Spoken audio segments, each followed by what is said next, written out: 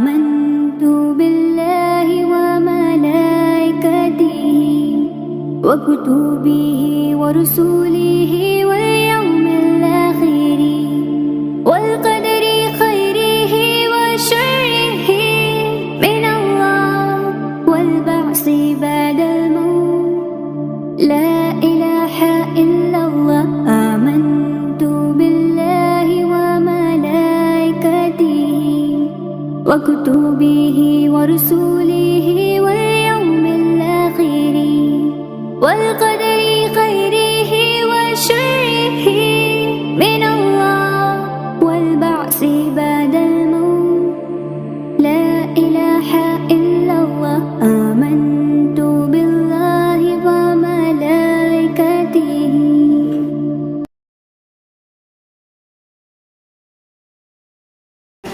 பிரார்த்தித்துக் கொண்டு சகோதரர் அப்துல்லா அவர்களை வாழ்வியலும் இன்றைய இளைஞர்களும் உளவியலும் என்ற தலைமைத்துவத்தூடாக தலையங்கத்தினூடாக உரையாற்றும்படி மிக அன்பாக வேண்டிக் கொள்கிறேன். சொல்லல்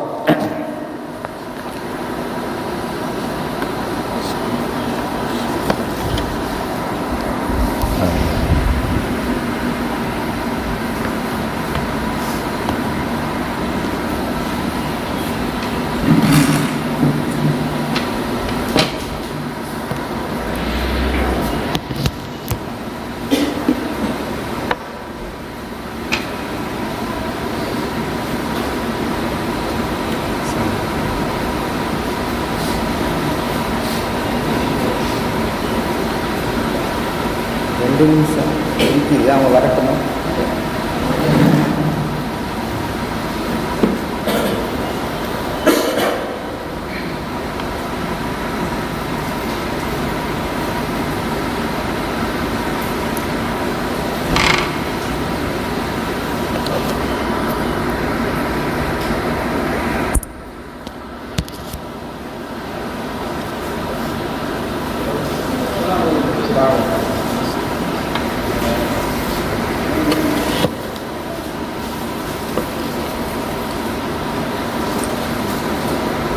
الحمد لله والصلاة والسلام على رسول الله محمد بن عبد الله وبعد.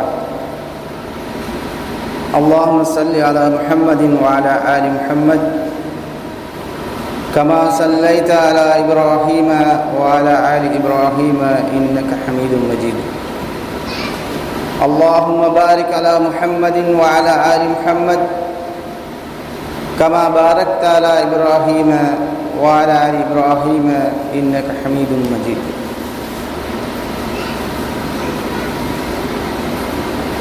எல்லா புகழும் சர்வ வல்லமையும் படைத்த ரஹ்மான் ஹக்கு சுப்ஹானஹு வ தஆலா ஒருவன் மீதே உரித்தாகும். அதேபோன்று உலகத்தில் தோன்றிய அனைத்து இறை தூதர்கள் மீதிலும் இறுதி முத்திரையாக தோன்றிய எங்கள் உயிரிலும் மேலான கண்மணி நாயகம் முஹம்மது நபி ஸல்லல்லாஹு அலைஹி வஸல்லம் அவர்கள் மீதிலும் அவர்களை பின்தொடர்ந்த சஹாபாக்கள், தாபீன்கள், தபா தாபீன்கள் இறுதி நாள் வரைக்கும் தோன்றி மறையக்கூடிய ஒவ்வொரு இஸ்லாமிய இளைஞர்கள் மீதிலும் ஒவ்வொரு விசுவாசிகளின் மீதிலும் அல்லாஹ்வுடைய மன்னிப்பும் அபிவிருத்தியும் என்றென்றும் நிலவட்டுமாக. எனக்கு தரப்பட்டிருக்கின்ற தலைப்பு இஸ்லாமிய வாழ்வியலும் இன்றைய வாலிபர்களின் இளைஞர்களின் உளவியலும் என்ற தலைப்பை நாம் தேர்வு செய்திருக்கிறோம்.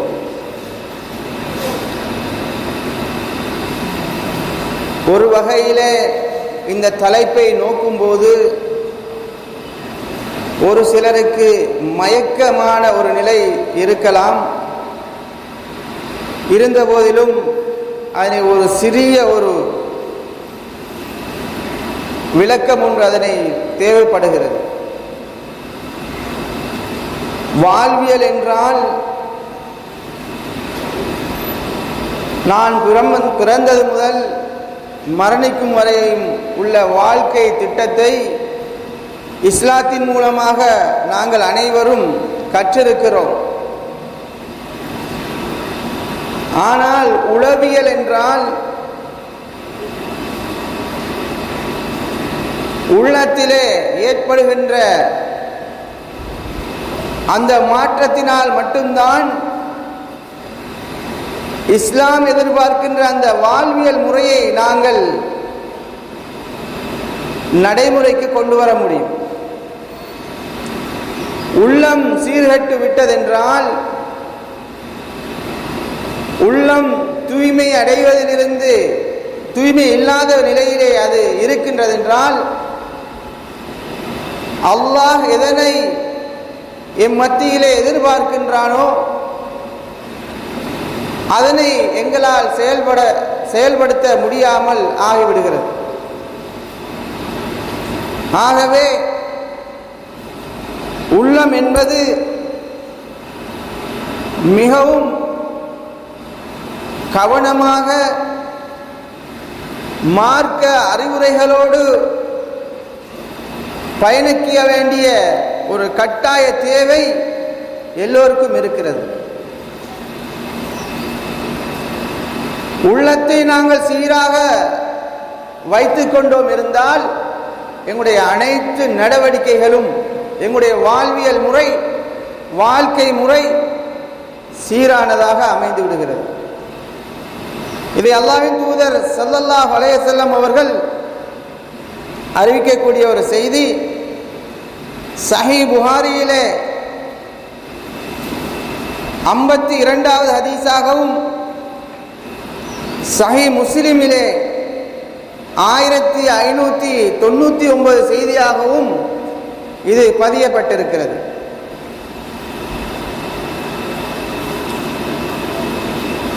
எச்சரிக்கை, அறிந்து கொள்ளுங்கள் என்று அல்லாஹ்வின் தூதர் ஸல்லல்லாஹு அலைஹி வஸல்லம் அவர்கள் கூறுகிறார்கள். நிச்சயமாக அல்லாஹ்வுடைய இந்த பூமியிலே எல்லைகள் இருக்கிறது. அந்த எல்லைகள் அனைத்தும் தடை செய்யப்பட்டிருக்கிறது. எச்சரிக்கை, அறிந்து கொள்ளுங்கள், உங்கள் உடலிலே ஒரு சதை பிண்டம், சதை துண்டு இருக்கிறது. அது சீர்பெற்று விட்டால் உடல் முழுவதும் சீர்பெற்றுவிடும். அது சீர்குலைந்து விட்டால், அது கெட்டுவிட்டால் உடல் முழுவதும் கெட்டுவிடும். அதுதான் ஒஹியல் கல்ப், உள்ளம் என்று அல்லாஹ்வின் தூதர் ஸல்லல்லாஹு அலைஹி வஸல்லம் அவர்கள் கூறினார்கள். ஆகவே இன்றைய இளைஞர்களுடைய பரிபாஷையில் நாங்கள் கூறுவதாக இருந்தால் மைண்ட் செட் என்று சொல்லுவார்கள். நண்பர்களோடு அந்த மைண்ட் செட் ஏதோ ஒரு குழப்பமாயிருக்குது அப்படின்பா. இதுதான் அந்த உள்ளம். உள்ளம் தூய்மையாக இருக்கும் போதெல்லாம் எங்களுடைய அனைத்து செயல்பாடுகளும் இஸ்லாமாக அமைந்து வருகிறது. எப்பொழுது எங்களுடைய அந்த செயல்பாடுகளிலே, உள்ளத்திலே கோளாறு இருக்கிறதோ, எங்களுடைய நடைமுறை வாழ்க்கையிலும் இஸ்லாம் பிரதிபலிப்பதை எங்களால் காண முடியாத ஒரு நிலையை கண்டுகொள்ள முடிகிறது. ஆகவே உளவியல் என்பது மிகவும் பிரதானமானதாக இஸ்லாம் எங்களுக்கு வலியுறுத்தி இருக்கிறது. அன்பான சகோதரர்களே, வாழ்வியல் சீராகுவதற்கு மிக முக்கியமான ஒரு காரணியாக உளவியல் இருக்கிறது, உள்ளம் இருக்கிறது. உள்ளத்தை சீராக வைத்திருக்க வேண்டிய பொறுப்பு எமக்கு இருக்கிறது. உள்ளம் சீராக வேண்டும் என்றால் என்ன செய்ய வேண்டும்? யாராவது சொல்லுங்கள் பார்க்கலாம். உள்ளம் சீராக வேண்டும் என்றால் இளைஞர்கள் யாராவது தெரிந்தவர்கள் கையை உயர்த்துங்கள். உள்ளம் சீராக வேண்டும் என்றால் என்ன செய்ய வேண்டும்? பேசுங்க. உங்களுக்கான ஒரு நிகழ்ச்சி தான் இது. நானாக பயான் பண்ணிட்டு போனா ஒன்றும் விளங்காது. உங்களோட கலந்து பேசணுங்கிறது இந்த பயானுடைய நோக்கம். யாராவது தெரிஞ்சவங்க கையை உயர்த்துங்க. உள்ளம் சீராக வேண்டும் என்றால் என்ன செய்ய வேண்டும்? சொல்லுங்க இளைஞர்கள்.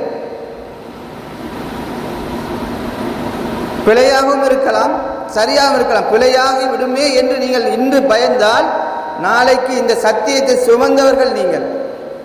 இன்ஷா அல்லாஹ் நீங்களும் தாய்களாக மாற வேண்டிய பொறுப்பில் உள்ளவர்கள் நீங்கள். இந்த சத்தியத்தை சுமந்து எங்களுக்கு பின்னால் மக்களுக்கு மத்தியில் எடுத்துரைக்க வேண்டிய பொறுப்பில் இருக்கிறீர்கள்.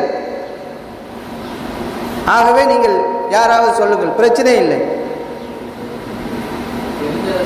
தெரிஞ்சதை சொல்லுங்க. உங்களுடைய பேர் சொல்ல போறதில்லை, விஷயம் என்னன்னு சொல்லுங்க சுருக்கமாக. உள்ளத்தை சீர்படுத்துவதற்கு என்ன செய்ய வேண்டும்?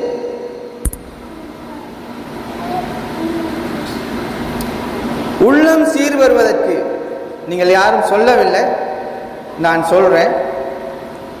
என்னென்னு சொன்னா, உள்ளம் சீர் வருவதற்கு மார்க்க அறிவு இந்த உள்ளத்துக்கு கொடுக்கப்பட வேண்டும். இதனால் தான் இஸ்லாம் கூறுகிறது, மார்க்க கல்வியை கற்றுக்கொள்வது முஸ்லிமான ஆண் பெண் இருபாளர்கள் மீதும் கட்டாய கடமை. மார்க்க வகுப்புகள், ஜும்மாக்கள், இது போன்ற நிகழ்ச்சிகளிலே அதிகமாக நாங்கள் பங்கு பெறும்போது, குர்ஆன் சுன்னாவுடைய அறிவுகளை நாங்கள் பெற்றுக்கொள்ளும் போது உள்ளம் பண்படுகிறது, உயிரோட்டம் பெறுகிறது. உள்ளம் உயிரோட்டம் பெறும் வரையில் எங்களுடைய உள்ளம் பாழடைந்த உள்ளங்களாக இருக்கிறது. இதற்கு நாங்கள் செய்ய வேண்டிய வேலை அல் குர்ஆனோடு அதிகமான தொடர்புகளை ஏற்படுத்த வேண்டும். சுன்னாவோடு அதிகமான தொடர்புகளை ஏற்படுத்த வேண்டும். நாங்கள் கற்றுக்கொண்ட சுன்னாக்களை வாழ்வியலிலே கொண்டு வர வேண்டும், வாழ்க்கையிலே நடைமுறைக்கு கொண்டு வர வேண்டும். நான் சொன்ன பதில் சரியா? இதில் ஏதாவது மேலதிகமாக ஏதாவது நான் விட்டிருக்கிறேனா? அது சொல்லுங்க, உங்களுக்கு சொல்லலாம். நான் சொல்லும் போதே உங்களுக்கும் சில விஷயங்கள் தோன்றும், இதையும் சேர்த்து சொன்னால் நல்லா இருக்குமே, அப்போதான் அது கொஞ்சம் நல்லா இருக்கும். நீங்களும் பேசிக்கிட்டு போனா இன்னும் நல்லா இருக்கும்.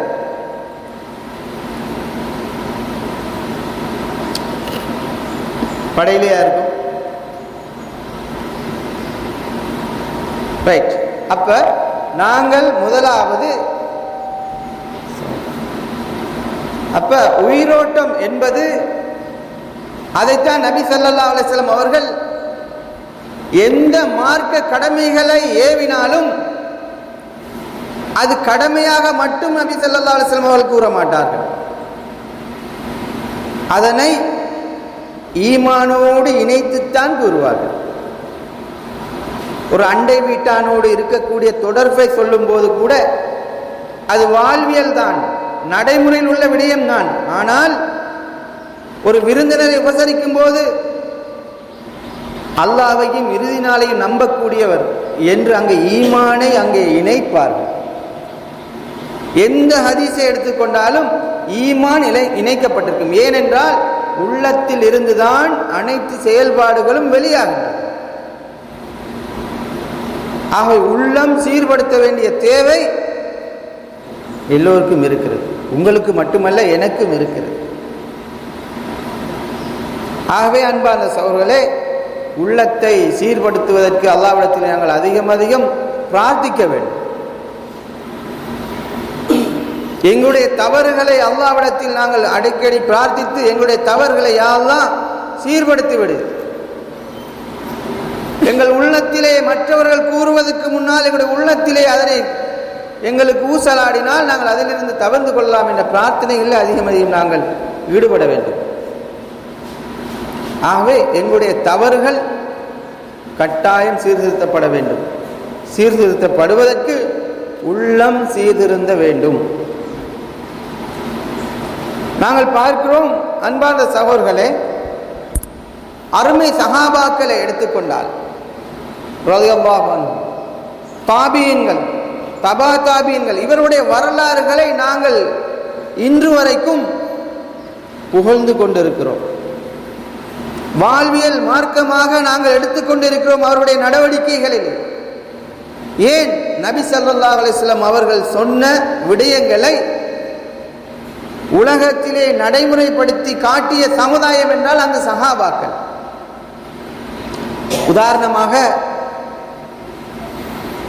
இன்று பார்க்கக்கூடிய நாங்கள் வாசிக்கக்கூடிய பிரார்த்தனைகளாக இருக்கலாம், ஹதீஸுகளாக இருக்கலாம், இதற்கு பின்னால் என்ன காணப்படுகிறது? தியாகங்கள். யாருடைய தியாகம்? சஹாபாக்கள், தாபீன்கள், தபா தாபீன்கள், இன்னும் அதற்கு பின்னால் வந்த எத்தனை இமாம்கள் இந்த சஹீல் புகாரி போன்ற கிரந்தங்களை அவருடைய எத்தனையோ வேலைகளை விட்டுவிட்டு அதற்காக தங்களை அர்ப்பணித்திருக்கிறார்கள். நாங்கள் எப்படி, எங்களுடைய உள்ளம் எப்படி காணப்படுகின்றது என்றால் உழைப்புக்கு முக்கியத்துவம் கொடுக்கிறோம்.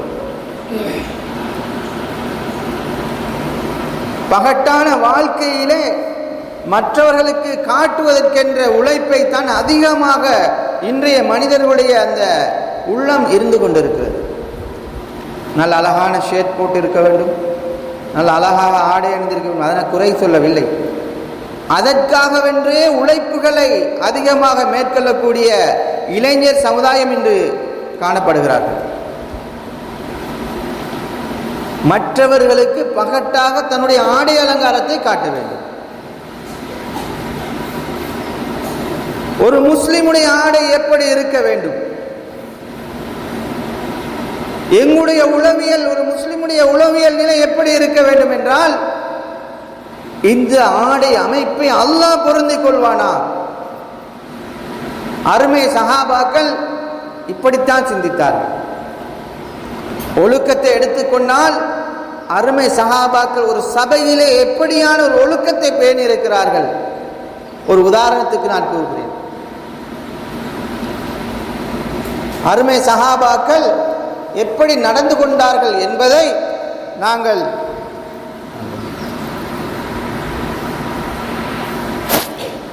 அருமை சஹாபாக்கள் எப்படி நடந்து கொண்டார்கள் என்பதை நிறைய பேருக்கு தெரியும்.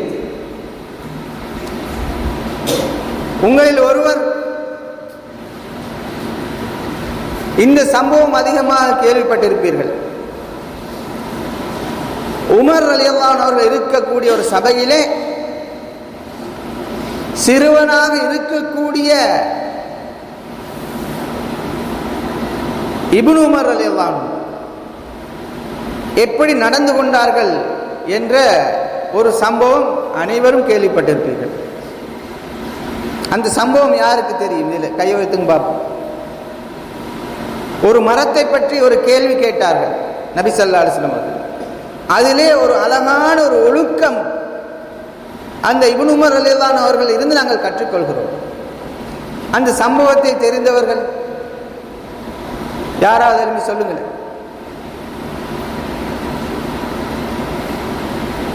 பயப்படாதீங்க, ஒன்றும் நடக்க போறதில்லை. நீங்க எல்லாம் முன்னுக்கு வந்து இன்ஷா அல்லாஹ் அடுத்து வரக்கூடிய பயான்களில் நாங்கள் இல்லை பேசுகிறோம், நீங்கள் யாராவது வந்து பேசுகிறவனு தான் நாங்கள் ஆசைப்படுறோம். என்ற தாய்கள் உருவாகும். அல்லாஹ் எதிர்பார்க்கிற சமுதாயம் நீங்க தான் இந்த சத்தியத்தை சொல்லணும். இப்படியே பயந்து பயந்து ஒளிஞ்சிருந்தா எப்படி சொல்றது? அல்லாஹ் என்ன சொல்றான்? உது இலா சபீலி ரப்பிக்கும் பில் ஹிக்மா. அல்லாஹ்வோட பாதையில ஹிக்மத்தான முறையில் நீங்க சத்தியத்தின் பால் அலைங்கன்னு அல்லாஹ் சொல்றான். எப்போ அழைக்கிறது? நாங்கள் இப்படியே பயந்து பயந்துல இப்போ அழைக்கிற சகோதரர்களை. ஆனால் எல்லாருக்கும் தெரியும் தான் நினைக்கிறேன். 100% தெரிஞ்சிருக்கு இந்த சம்பவம். தெரியாதவங்க யாருங்க, ஆனால் பயந்து தான் இருக்கிறேன். அப்படி விளங்குது. என்ன சுவாத் உங்களுக்கு தெரியும் தானே? தெரியுமில்ல? சொல்லுங்க, ஒன்றும் பிரச்சனை இல்லை, சொல்லுங்க. சுவாதுக்கு தெரியும், இன்ஷா அல்லாஹ் தெரியும்னு நான் நினைக்கிறேன். பெரும்பாலும் தெரியும் தானே? என்னத்தை பற்றி கேட்டாங்க நபி ஸல்லல்லாஹு அலைஹி வஸல்லம், அதை சொல்லுங்க. அது என்ன மரம்னு கேட்டாங்க, அதையாவது தெரிஞ்சு சொல்லுங்களேன். மரத்தை சொல்லுங்கள், அது என்ன மரம்? எல்லாருக்கும் சொல்லலாம்னு நினைக்கிறேன். என்ன சாஜிதுக்கு தெரியும்னு நினைக்கிறேன். சொல்லுங்களேன், சொல்லுங்க சொல்லுங்க. அந்த அவரை கை தூக்குங்க, சொல்லுங்க.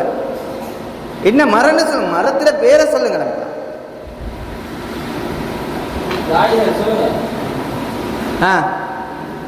பேரீத்த மரம். அல்ஹம்துலில்லாஹ், எங்கட இளம் தாயவரால் அல்ஹம்துலில்லாஹ் சொல்லிட்டாங்க. ஆனால் உங்களுக்கு தெரியாதுன்னு நான் நினைக்கல, தெரியும் உங்களுக்கு. ஆனால் பயப்படுறீங்க, ஏதோ கொண்டு வந்து வச்சு ஏதோ செய்ய போகிறாங்க. அப்படியெல்லாம் ஒன்றும் நடக்க போகிற இல்லை. பிழையா போயிருந்து ஏதோ நீங்கள் பனைமரன்னு சொன்னால் கூட இந்த பிரச்சனை ஒன்றும் இல்லை. நாங்கள் ஈச்ச மரன்னு சொல்லி தருவோம். இங்கே ஒன்றும் நடக்க போகிறது இல்லை.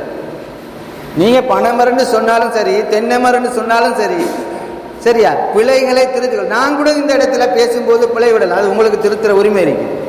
இப்படித்தான் நாங்கள் அப்படித்தான் நாங்கள் இருக்கணும். ஏன்னா சிறந்த சமுதாயம் யாரு? இந்த உலகத்தில் இருக்கக்கூடிய சமுதாயத்திலே சிறந்த சமுதாயம் நீங்கள் நல்லா சொல்றோம். என்ன நன்மை ஏவுகிறீர்கள், தீமையை தடுத்துக் கொள்கிறீர்கள். இப்ப நல்ல விஷயத்தை ஏவுறது கூடிய ஒரு சமுதாயம் நாங்கள். அப்போ எங்களுக்குள்ள அது வரணும். அப்ப அன்பார்ந்த சகோதரர்களே, அப்போ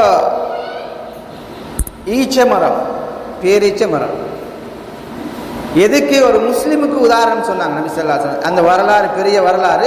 அதில் இருக்கிற படிப்பினை மட்டும் சொல்லிட்டு அடுத்த கட்டத்துக்கு போகும். இல்லைன்னா என்ன டைம் போதாது, இன்றைக்கு முழுக்க அதை சொல்லிட்டு இருக்க வேண்டி வரும். அந்த விஷயத்துக்கு வர அப்போ அந்த இடத்துல நபி ஸல்லல்லாஹு அலைஹி வஸல்லம் சொல்லிடுறாங்க, அது பேரீச்ச மரம்னு சொல்லிட்டு போயிடுறாங்க. கேள்வியை கேட்குறாங்க, அது என்ன மரம்னு கேட்குறாங்க.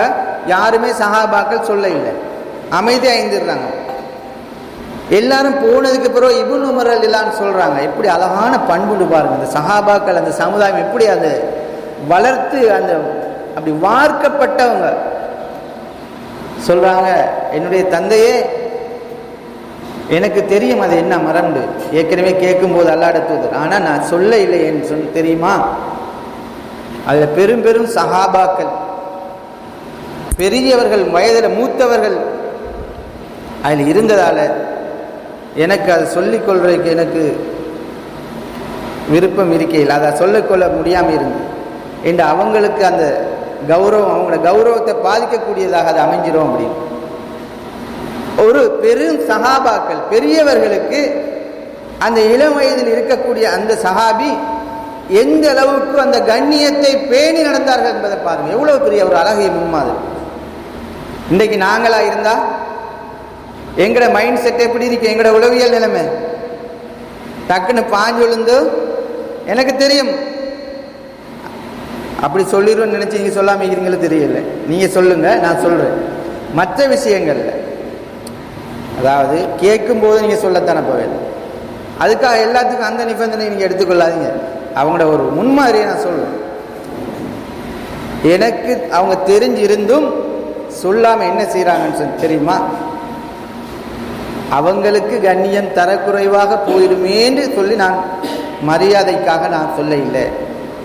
அப்போ உமர் ரலியல்லாஹு அன்ஹு பாருங்க, எப்படி இஸ்லாத்தை அணுவணுவாக பின்பற்றக்கூடிய அந்த சஹாபி சொல்றாங்க, நீ அந்த இடத்துல நீ சொல்லியிருந்தா உன்னை போன்ற ஒரு பிள்ளையை பெற்றதுக்கு நான் ரொம்ப சந்தோஷப்பட்டிருப்பேனே. எல்லாரும் அப்படித்தான் இருப்பாங்க. எல்லா தந்தைமார்களும் தன்னுடைய பிள்ளை ஒழுக்க சீலனாக இருக்க வேண்டும், மார்க்க விடயத்திலே நல்ல முன்மாதிரியாக இருக்க வேண்டும் என்பது எல்லா முஸ்லிம்களுடைய அந்த உள்ளத்திலும் இருக்கக்கூடிய ஒரு நிலைப்பாடு. அப்ப அந்த அளவுக்கு அவங்க அதை மரியாதையாக கண்ணியமாக நடந்திருக்கிறாங்க. இப்படித்தான் அந்த சஹாபாக்கள் இளம் சமுதாயம் வளர்க்கப்பட்டார்கள்.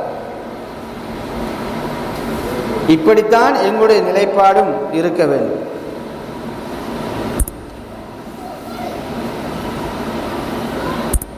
அதே போன்று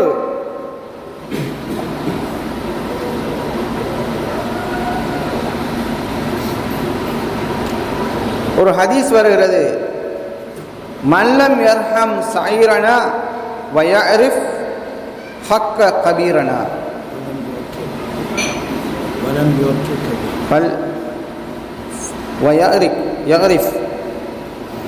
யரிஃப் ஹக்க கபீரனா ஃபலைஸ மின்னா. இது அபூ தாவூத், திர்மிதி போன்ற கிரந்தங்களிலே பதியப்பட்டிருக்கு. அதாவது யார் சிறியோர் மீது இரக்கம் காட்டுகின்றார்களோ, யார் பெரியோர் மீது கண்ணியம் செலுத்தவில்லையோ, சிறியோர் மீது இரக்கம் காட்ட இல்லை, பெரியோர் மீது கண்ணியம் செலுத்தவில்லையோ அவர்கள் எம்மை சார்ந்தவர் இல்லை என்று நபி ஸல்லல்லாஹு அலைஹி வஸல்லம் சொல்றாங்க. இதில் நாங்கள் மிகவும் கவனமாக கையாள வேண்டிய ஒரு ஒழுக்கம் நபி ஸல்லல்லாஹு அலைஹி வஸல்லம் அவர்களால் கற்றுத்தரப்படுது. எங்களுடைய இளைஞர்கள் மத்தியிலே ஒரு சிலரிலே இதில் மிகப்பெரிய ஒரு குறைபாடு இருப்பதாக நாம் காணக்கூடியதாக இருக்கிறது. எப்படி என்றால், பெரியவர்களுக்கு, எல்லோரையும் நான் கூறவில்லை, ஒரு சிலரில் மிகப்பெரிய வயதில் மூத்தவர்களாக இருந்தாலும் அவர்களோடு அதிகமாக இளைஞர்களுடைய இயற்கை குணம் ஒன்று இருக்கிறது. அவர்கள் அன்பை பரிமாறிக்கொள்ள பாவிக்கின்ற ஒரு வார்த்தை மச்சான். எப்படி மச்சான்னு தான் கூப்பிடுவாங்க எல்லாரும். சும்மா அவங்களுக்குள்ள அவங்களோட வயசில் கூப்பிட்ற சரி, கொஞ்சம் நல்ல பெரிய வயசில் உள்ளவரால் மச்சான்னு கூப்பிட்டா நல்லா இருக்குமா? நான் சும்மா கேட்குறேன். வாடா போடாண்டு எல்லாம் கதைப்பாங்க. அது இளம் வயசில் அவங்களுக்குரிய இது இருந்தாலும் கண்ணியமான முறையிலே ஒரு முஸ்லீம் நடந்து கொள்றதுங்கிற ஒரு பகுதி இருக்குது. அன்பார்ந்த சகோதரர்களே, கண்ணியமாக நாங்கள் நடக்கிறோம். நாங்கள் என்ன நடந்துக்கிட்டு இருக்கின்றா, ஒரு சிலரை பார்க்கிறோம், அவங்களுடைய தந்தையை விட வயதில் மூத்தவர்களை கூட அப்படி அந்த பழக்கம் மிகைத்து அவர்களை வாடா போடா மச்சான் அப்படின்றெல்லாம் நடந்து கொள்றாங்க. இது நாங்கள் இந்த சத்தியத்தை சொல்லக்கூடிய ஒரு தாய்களுக்கு பொருத்தமான வார்த்தை கிடையாது என்பதை நாங்கள் ஆணித்தரமாக விளங்கிக் கொள்வோம். அவங்களோட நாங்கள் எப்படி அழகான முறையில் பேசணும்டா, அன்பை ஒரு முறை சொல்லி, யாரா இருக்கலாம், எந்த மதமாக இருக்கலாம், மாமான்னு சொல்லலாம். இல்லாட்டி ஏதாவது ஒரு நானா, இப்படியான வார்த்தைகளை பயன்படுத்துறது மிகவும் விருப்பமாக இருக்கும். எல்லாரும் விரும்புவாங்க. எல்லாரும் நாங்கள் இந்த வார்த்தையை தெரிஞ்சவங்களோட மட்டும் பகிர்ந்து கொள்ள மாட்டோம். அது பழக்கத்துக்கு வந்துன்னா எல்லாரோடையும் கதை. இப்படி ஒரு சிலரில் நடந்துக்கிட்டு இருக்குது. அதை சிலவங்க என்ன சொல்கிறாங்க, இப்படி நடந்து கொள்கிறாங்க, இப்படி நடந்து கொள்கிறாங்க அப்படின்னு சொல்லி முறைப்பாடுகளாகவும் பேசுகிறாங்க. ஒழுக்கம் தெரியாது, அழகான முறையில் பேச தெரியாது என்ற ஒரு, நான் ஏன் இதெல்லாம் சொல்கிறேன்டா, நாங்கள் வேறொரு இடத்துல இது சந்தித்து பேசிக்கொள்ளக்கூடிய சந்தர்ப்பம் இல்லை. இந்த மாதிரியான சந்தர்ப்பங்கள்லாம் நாங்கள் அதை சொல்ல வேண்டியிருக்குது. இது குறையாக சொல்கிறத நினைக்காதீங்க. எங்களுடைய ஒழுக்கம் திருத்தப்பட வேண்டிய தேவை இருக்குது. அப்போதுதான் நாங்கள் அல்லாஹ்வுடைய தூதர் ஸல்லல்லாஹு அலைஹி வஸல்லம் சொன்னாங்க, வ அன்தும் சுஹதாஉல்லாஹி ஃபில் அர்த், நீங்கள் தான் பூமியிலே சாட்சியாளர்கள் என்று சொன்னாங்க. எங்களுடைய சாட்சியம் அல்லாஹ்வுக்கு மிகவும் விருப்பமானது, தேவையானதாக இருக்கு. எங்களை பற்றி ஒரு மனிதர் பாருங்கள் எவ்வளோ அஹ்லாக்கா நடந்து கொள்கிறாங்க, எவ்வளோ நல்ல பண்போடு நடந்து கொள்கிறாங்க என்ற எங்களை பற்றிய ஒரு நல்ல ஒரு வடிவம் அந்த மக்களுக்கு சென்றடையும். இது இஸ்லாத்தை நோக்கி வரக்கூடிய அந்த மனிதர்களுக்கு மார்க்கத்தை சொல்லுவதற்கு அது இலகுவான ஒரு அமைப்பாக இருக்கு. ஆகவே இந்த முறைகளை நாங்கள் கட்டாயம் கடைபிடிப்போம். அதே மாதிரி அல்லாஹ்வின் தூதர் ஸல்லல்லாஹு அலைஹி வஸல்லம் அவர்கள் கூறினார்கள், சஹீஹ் புகாரியிலே 1284வது செய்தி. நிச்சயமாக அல்லாஹ் தன் அடியார்களில் இரக்கமுடையவருக்கே இரக்கம் காட்டுகிறான் என்றார். இப்போ சின்ன பிள்ளைகள், சிறியவர்கள், எங்களை தம்பி தங்கச்சி இப்படி நிறைய பேர் இருக்கிறாங்க. இவங்களோடு நாங்கள் நல்ல முறையில் இரக்கமாக பரிவோடு அன்போடு நடந்து கொள்வோம். சில நேரங்களில் நாங்கள் எப்படி நடந்து கொள்றோம்டா, கடுமையாக நடந்து கொள்வோம். அதே மாதிரி எங்களோட தாய் தந்தையர்கள், அவங்களோடு மிகவும் கடுமையாக சில நேரம் உபதேசங்கள் சொன்னால் அவருடைய வெறுப்பை வெளிப்படுத்தக்கூடியவர்களாக அவங்களை காணக்கூடியதாய். நேற்றைய ஜும்மா அல்ஹம்துலில்லாஹ் அல்லாஹ் அமீருடைய அந்த ஜும்மாவிலே தாய் தந்தையருக்கு செய்ய வேண்டிய கடமைகள் எப்படி நடக்க வேண்டும் என்பது சம்பந்தமாக பேசிட்டாங்க. ஆனால் அதிலே ஒரு சில விஷயங்களை கோடிட்டு காட்டலாம் என்று நினைக்கிறேன். அதிகமானவர்கள் எங்களோட பிள்ளைகளுடைய மைண்ட் செட் எப்படி இருக்குன்னு சொன்னால், உம்மா வாப்பான்னு சொன்னால் எங்களுக்கு அவர்கள் உதவி செய்யக்கூடியவர்கள், அவங்க எங்களுக்கு பிள்ளையானால் உடுப்பு கழுவி தரணும், அயன் பண்ணி இருக்கணும். உடுப்பு கழுவுறது மட்டுமில்லை, அவங்களோட உடுப்புகளை அயன் பண்ணி கொழுவி இருக்கணும். இப்படி எதிர்பார்க்குறாங்க.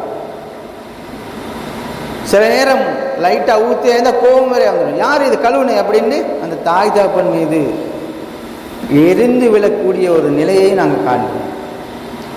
தாய் தந்தையர்கள் தான் மிகவும் இரக்கம் காட்டக்கூடிய மிக பொருத்தமானவர்கள். இந்த உளவியல் நிலையிலே வளரக்கூடிய அந்த சிறு குழந்தையில் இருந்து பெரியவராகினது பிறகு அப்படி அந்த பிள்ளைகள் எப்படி இருக்கிறாங்கன்னா, அவங்க திருமணம் முடித்ததுக்கு பிறகும் பெண் குழந்தையாக இருந்தாலும் சரி, ஆண் குழந்தையாக இருந்தாலும் அவர்களுக்கு தாய் தந்தையர்கள் தான் அனைத்து உதவிகளும் செய்ய வேண்டும். அவர்கள் பெற்றெடுக்கக்கூடிய குழந்தைகளை கூட அவர்கள் தான் கவனிக்க வேண்டும்.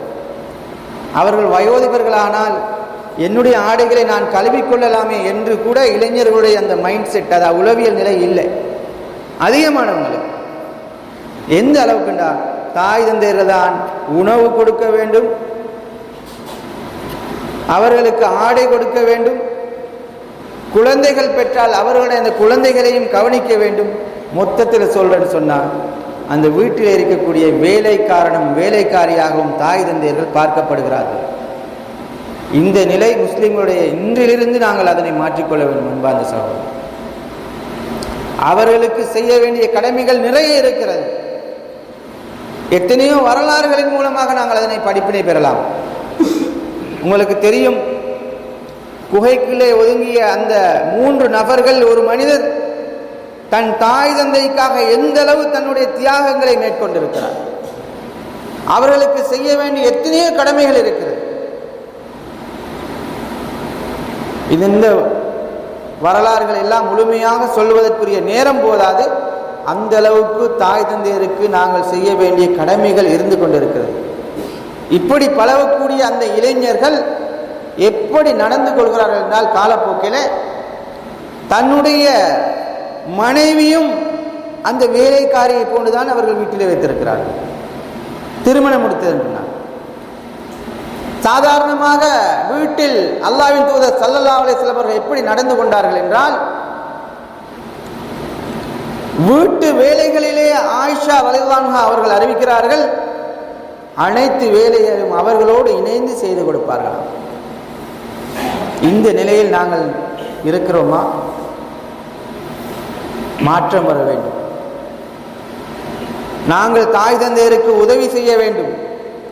உங்களிலே சிறு வயதிலிருந்து அந்த தாய் எவ்வளவு கஷ்டப்படுகிறார் என்று யோசித்து பாருங்கள். உங்களை சுமந்து 10 மாதம் சுமக்கிறார்கள், எவ்வளவு கஷ்டங்களை அனுபவிக்கிறார்கள். அதுவரைக்கும் அந்த தந்தை உங்களுக்காக எவ்வளவு கஷ்டப்பட்டு உழைக்கிறார். தன்னுடைய வேலை செய்யும் போது அதில் குறை வந்தால் அந்த முதலாளியார் அல்லது அந்த வியாபாரம் பண்ணும்போது அவர்களோடு எப்படியான மன அழுத்தங்களுக்கு அவர் உள்ளாகி வீட்டுக்கு வருவார். இதையெல்லாம் புரிந்து கொண்டுதான் நாங்கள் அன்பார்ந்த சகோதரரை நடந்து கொள்ள வேண்டும். இதிலே எங்களிடத்திலே மாற்றம் வரவில்லை என்றால், எங்களுடைய வீட்டிலே எங்களுடைய குடும்பத்தினரோடு நடக்கக்கூடிய இந்த முறைமையிலே சரியான மாற்றம் வரவில்லை என்றால், அதிகமானவர்களிடத்திலே காணப்படுகின்ற மிகவும் கவலையான ஒரு விடயமாக இது இருந்து கொண்டிருக்கிறது. கடைசியிலே அந்த தாய் தந்தை மரணத்தை அனுபவிக்கும் வரைக்கும் அந்த வீட்டிலே இருக்கக்கூடிய வேலைக்காரனும் வேலைக்காரியையும் போன்று வழிநடத்தப்படுகிறார்கள் அந்த பிள்ளைகளினால்.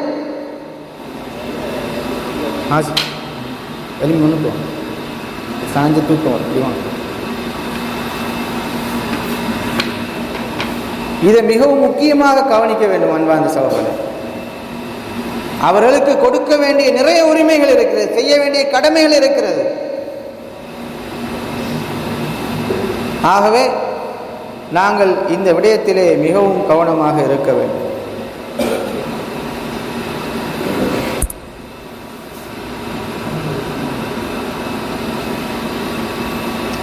அதே போன்று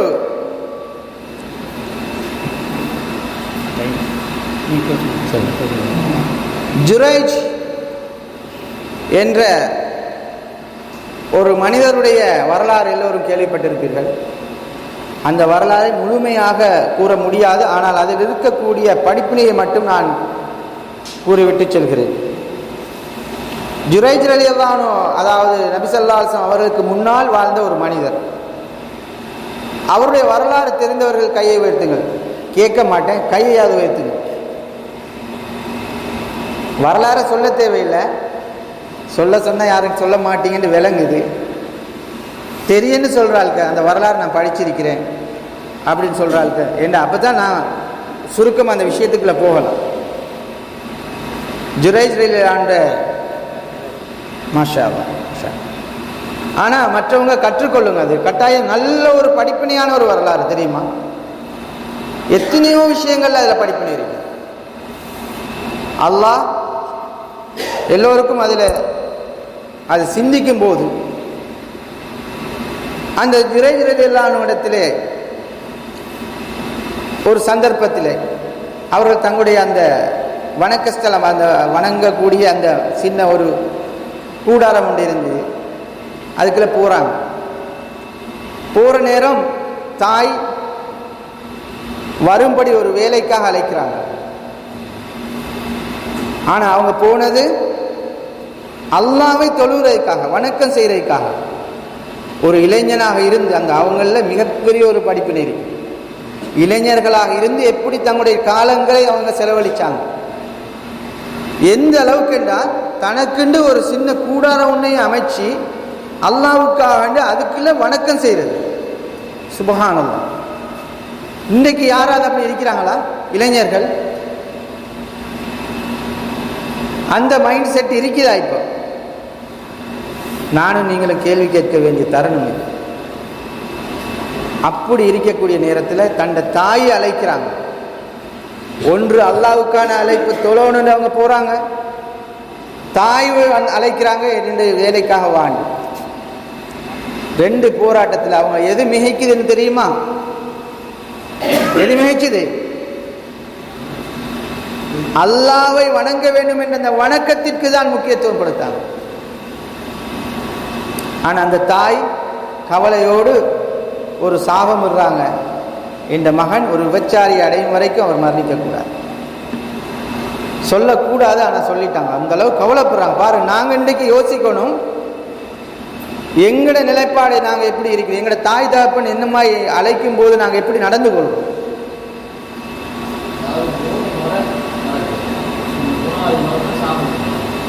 அமீர் சொல்றாங்க 3 முறை அழைக்கிறாங்க வர சொல்லி. 3 நாள் வாரம், 3 நாள் அந்த அறிவிப்புல 3 நாள் ஜுரைஜ் வாராங்க. 3 முறை அழைப்பு விடுக்கிறாங்க. ஆனா 3 முறையும் எதுக்கு முக்கியத்துவம் கொடுத்தாங்க? அல்லாஹ்வுக்கு, அல்லாஹ்வை வணங்க வேண்டும் என்பதுதான் அவர்களுடைய அந்த எண்ணத்திலே மேலெண்ணமாக இருந்தது. 2வது இடத்துல தான் தாய்க்கு வச்சிருக்கிறாங்க. அப்ப இதுல நாங்க விளங்க வேண்டிய விஷயம் என்னென்றா, நாங்க எங்களுடைய வணக்க வழிபாடுகளில் எவ்வளவு தீவிரம் காட்டுகிறோம். இன்றைய எங்களுடைய தொழுகை எடுத்துக்கொண்டால் இளைஞர்கள் மத்தியிலே, நீங்கள் உங்களை சுய பரிசோதனை செய்வதற்காகத்தான் கூறுகிறேன், உங்களை நோவினை செய்வதற்காக இதனை கூறவில்லை. அவசரமான தொழுகை, ஜமாத்து தொழுகை இல்லை, தொழிலுக்கு முக்கியத்துவம், இப்படி வியாபாரம் தொழில் போன்ற அனைத்துக்கும் முக்கியத்துவம் கொடுக்கிறோம்.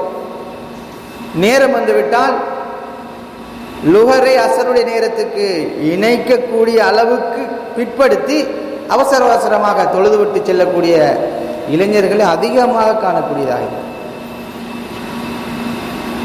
அன்பார்ந்த சகோதரர்களே, இன்னும் 5 நிமிடம் தான் இருக்குது.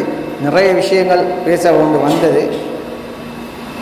அப்ப ஜுரைஜ் ரலியல்லாஹு அன்ஹு சம்பவத்தை நாங்கள் எடுத்துக்கொண்டா, இதுல மிகவும் படிப்பினையான ஒரு விஷயம் என்னன்னு சொன்னா, அல்லாஹ்வுக்காக என்று தன்னை அர்ப்பணித்து வணக்கம் செலுத்தக்கூடியவர்களாக அவர் வாழ்ந்திருக்கிறார். ஒரு விஷயம். இரண்டாவது, தன்னுடைய தாயுடைய அழைப்பை விட அல்லாஹ்வுக்காக செய்ய வேண்டிய வணக்கம் தான் என்பதை முன்னுரிமை கொடுத்தார்கள். இங்கே அல்லாஹ் என்ன செய்கிறான் என்றால், தாய்க்குரிய அந்த விஷயத்தில் அவர்கள் சொன்ன அந்த கோரிக்கை அல்லாஹ் ஏற்றுக்கொள்கிறான். ஏனென்றால் கவலையிலே அவர்கள் கோரிக்கை விடுக்கிறார்கள் அல்லாஹ்விடத்தில். இருந்தாலும் அல்லாஹ்வுக்காக அதனை செய்ததினால் அல்லாஹ் அந்த ஜுரைஜ் ரலியல்லாஹு அன்ஹு அவர்களை காப்பாற்றி விடுகிறார். யாராவது இந்த உலகத்திலே குழந்தையை பேச வைக்க முடியுமா? சிறு குழந்தைகள் முடியாது. ஆனால் அல்லாஹ் அவருடைய உள்ளத்திலே அந்த உதிப்பை கொடுத்து அந்த பிள்ளையுடைய தொப்புளிலே தட்டி விடுகிறார்கள். அது கூறுகிறது, ஜுரைஜ் அல்ல என்னுடைய தந்தை, ஆடு மேய்க்கக்கூடிய இடையன் என்று அல்லாஹு தாலா அப்படியான ஒரு தூய்மைப்படுத்துகிறான் அந்த மனிதனை. தவறு செய்தாலும் அந்த தவறில் இருந்து அல்லாஹ் எப்படி பாதுகாக்குகின்றான் அந்த அடியானை, அல்லாஹ்வுடைய அடியானை என்று பாருங்கள். ஆகவே எங்களுடைய ஒவ்வொரு செயல்பாடுகளிலும் வணக்க வழிபாடுகளில் அதிகமாக தூய்மை இருக்க வேண்டும். அதே நேரம் உலகத்திற்கு அதிகமாக காலங்களை நேரங்களை செலவழிப்பதில் நாங்கள் ஒதுங்கிக் கொள்ள வேண்டும். உலகம் தேவை இல்லை என்று நான் கூறவில்லை, உலகம் தேவை, உலகத்திலே நாம் வாழ்ந்து கொண்டிருக்கிறோம். ஆனால் அல்லாஹ்வுக்கு செய்ய வேண்டிய வணக்கங்கள், வழிபாடுகள், கர்ம மார்க்க விடயங்களை அனைத்திலும் முன்னுரிமை அல்லாஹ்வுக்கு வழங்கப்பட வேண்டும். ஜுரைஜ் ரலியல்லாஹு அன்ஹு செஞ்ச மாதிரி இது ஆகவும் மிக முக்கியமான ஒரு விடயம். அன்பார்ந்த சகோதரர்களே, இதிலிருந்து நாங்கள் மிகவும் படிப்பினை பெற வேண்டி இருக்கிறது. எங்களுடைய அதிகமானவர்கள் இதிலே நாங்கள் உலகத்துக்கு செலவிடுகிறோம். இறுதியாக மிகவும் சுருக்கமாக தொட்டுவிட்டு செல்கிறேன். நிறைய இதை சம்பந்தமாக பேசலாமே நினைத்தேன், ஆனால் அதுக்குரிய நேரம் போதாது. நாங்கள் திருமணமாக இருக்கக்கூடிய வாலிபர்களும் இருக்கிறீர்கள், திருமணமானவர்களும் இருக்கிறீர்கள். நாங்கள் திருமணமாக நினைக்கின்ற ஒவ்வொரு வாலிபர்களும் படிக்க வேண்டிய, சுன்னாவிலிருந்து கற்றுக்கொள்ள வேண்டிய பாடம், மார்க்கத்திலே எங்களுடைய சந்ததி சிறப்பாக வாழ வேண்டும் யாரெல்லாம் என்று எண்ணிக்கொண்டிருக்கிறீர்களோ, நீங்கள் முஸ்லிமான மூமினான பெண்களை தேர்வு செய்து கொள்ளுங்கள். அவள் ஜாகிலியத்திலே இருக்கக்கூடிய ஊசலாடக்கூடிய பெண்களை விடவும் அழகு குறைந்தவளாக இருக்கலாம், நபி ஸல்லல்லாஹு அலைஹி வஸல்லம் சொல்றாங்க. ஆனால் தக்குவாவுடைய பெண் சிறந்தவள். ஏனென்றால் உங்களுக்கு மன நிம்மதியை தருவாள். மார்க்கத்தை நிலைநாட்டக்கூடிய குழந்தை செல்வங்களை உங்களுக்கு சிறந்த முறையிலே வளர்த்து எடுப்பதற்கு மிகவும் பொருத்தமானவர்கள் அவர்கள். இல்லை என்றால் உங்களுடைய சந்ததிகளை அவர்கள் சிறு வயதிலிருந்தே வீணடித்து விடுவார்கள். ஷைத்தானுடைய அந்த பகட்டான இந்த வாழ்க்கையிலே பெண்கள் என்றாலே அதிகமாக, பெண்களை குறை கூற நான் சொல்லவில்லை, அதிகமாக இந்த உலகத்தின் பக்கம் சாயக்கூடியவர்கள். ஆகவே அன்பார்ந்த சகோதரர்களே, நாங்கள் இந்த விடயத்திலே மிகவும் கவனமாக செயல்பட வேண்டும். இறுதியாக உங்களுக்குரிய ஒரு சிறிய ஒரு உபதேசத்தோடு முடித்துக் கொள்கிறேன். இளைஞர்கள் என்பவர்கள் தானாக சிந்தித்து இயங்கக்கூடியவர்கள் அல்ல. தலைமை உரையில் கூறியது போன்று அவர்கள் இயக்கிவிடப்படக்கூடியவர்கள். பெரும்பாலும் சிறிய விடயங்களாக இருந்தாலும் அவர்களுக்கு ஒன்று பட்டுவிட்டால் அவர்களை அதிலிருந்து மீள கொண்டு வர மிகவும் கஷ்டம். ஆகவே நீங்கள் எதை செய்தாலும் குர்ஆன் சுன்னா ஒளியிலே நான் செய்யக்கூடியது அல்லாஹ்வுக்கு பொருத்தமானதா என்பதை கட்டாயம் சிந்தித்து செயல்படுங்கள். ஏனென்றால் இந்த வயதுதான் ஷைத்தான் அதிகமாக ஆதிக்கம் செலுத்தக்கூடிய வயது. ஆகவே இதிலே மிகவும் நிதானமாக சிந்தித்து செயல்படுங்கள். அதே நேரம் அன்புக்கு கட்டுப்படக்கூடியவர்கள் அதிகமாக, அதே நேரம் அதிகாரத்தை கண்டால் எதிர்த்து நிற்கக்கூடியவர்களாகத்தான் இளைஞர் பருவம் இருக்குது, வாலிப பருவம். ஆனால் ஒரு தந்தை தன்னிடம் அதிகாரம் செலுத்துகின்றார் என்றால் அது அவருடைய உரிமை என்பதை நாங்கள் விளங்கிக் கொள்ள வேண்டும். அவர் அன்பாக என்னோடு நடந்து கொள்ள இல்லையே என்று நாங்கள் அவரை எதிர்ப்பதற்கு நாங்கள் தயாராகிவிடக்கூடாது. அவருடைய உரிமை, அவர் அதிகாரம் செலுத்துகிறார் என்பதை நாங்கள் புரிந்து கொள்ள வேண்டும். அதற்காக அன்பு செலுத்தக்கூடியவர்கள் உண்மையிலேயே அல்லாஹ்வுக்காக அன்பு செலுத்துகிறார்களா என்பது எங்களுக்கு தெரியாது. சில வேளை உங்களை ஏமாற்றி அந்த அன்பின் மூலமாக வழிகெடுப்பதற்காக அவர்கள் சில நேரங்களில் தந்திரமான சில வழிகளையும் கையாளுவார்கள். நீங்கள் அதிலே மயங்கி விடாது. தந்தை அதிகாரம் செலுத்துகிறார், என்னுடைய நண்பன் அன்பு செலுத்துகிறான். ஆகவே நண்பனோடு நெருங்கி பழகுவது தாய் தந்தையை எதிர்ப்பது என்ற ஒரு பகுதியை சிலரிலே காணப்படுகிறது. இதற்கான காரணம் அவர்கள் தந்தை என்பவருக்கு கொடுக்க வேண்டிய உரிமைகளை நாங்கள் புரிந்து கொள்ள வேண்டும். ஆகவே இது சம்பந்தமாக தாய் தந்தைக்கு கொடுக்க வேண்டிய உரிமை சம்பந்தமாக அமீர் அவர்கள் பேசிய நேற்றைய ஜும்மா அந்த பதிவு நாடா இருக்கிறது. இன்ஷா அல்லாஹ் இலல் ஜன்னாவில் பதிவேற்றம் செய்யப்படும். அனைத்து இளைஞர்களும் அதை முழுமையாக கேளுங்கள். மிகவும் எல்லோரும் கேட்க வேண்டிய ஒரு உபதேசம். நீங்கள் மட்டுமல்ல, நானும் தான். ஆகவே எல்லோரும் இந்த உபதேசங்களை நானும் நீங்களும் எதையெல்லாம் செய்யப்படுத்தோமோ அதன்படி வாழ்ந்து நல்ல முறையிலே வாழ்ந்து மரணிக்கக்கூடிய உண்மையான முஸ்லிம்களாக மாறுவோம். வஅகூலு கௌலி ஹாதா அஸ்தக்ஃபிருல்லாஹ் லி வலக்கும் இன்னஹு கஃபூருர் ரஹீம்.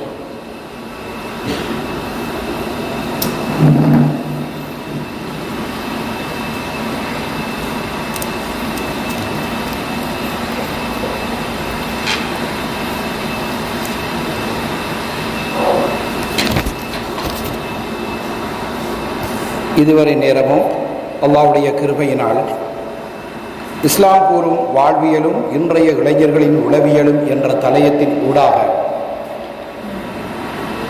தனக்கு கொடுக்கப்பட்ட 45 நிமிடத்துக்குள் முடியுமான வரைக்கும் தொட்டு சென்று எங்களுடைய உள்ளங்களிலே சிந்தனைகளை ஏற்படுத்திய சகோதரர் அப்துல்லா அவர்களுக்கு அல்லாஹ் தஆலா நிறைந்த கூலியை கொடுக்க வேண்டும் என்று கூறுவதோடு